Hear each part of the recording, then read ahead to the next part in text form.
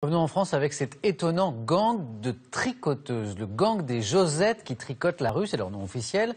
Des amis qui ont décidé d'utiliser leur passe-temps, le tricot, donc pour faire passer des messages politiques. Reportage en Normandie, à Granville, de Stéphanie Vinault et Philippe Aliès. Le placard en était plein. Des bouts de laine, des pelotes, un peu abîmées, un peu défraîchies.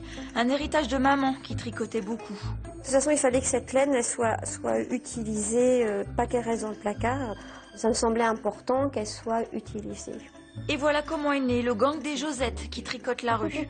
Une bande de copines, pas plus douées que ça pour le tricot, mais qui s'est lancée dans le point mousse pour colorer Granville.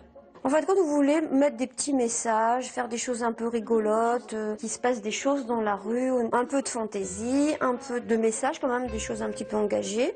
Des quadras délurés qui tiennent à garder l'anonymat. Moi j'aime bien le côté on est anonyme, donc on peut être absolument n'importe qui, donc ça veut dire que celui qui nous regarde peut faire aussi partie des gens qui embellissent un petit peu la vie ou qui mettent un peu de fantaisie dans le quotidien en tous les cas.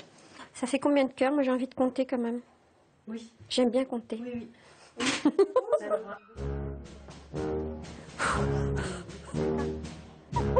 Et c'est à la nuit tombée qu'elles partent en expédition.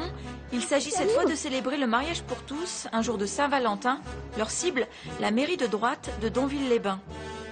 On s'est dit que ce serait bien de parler un petit peu du mariage pour tous. Et donc voilà, on est en train d'installer une banderole et des cœurs, un petit peu de douceur dans ce monde de brut. Que ce soit vu par un grand nombre de personnes, parce que c'est une route très passante.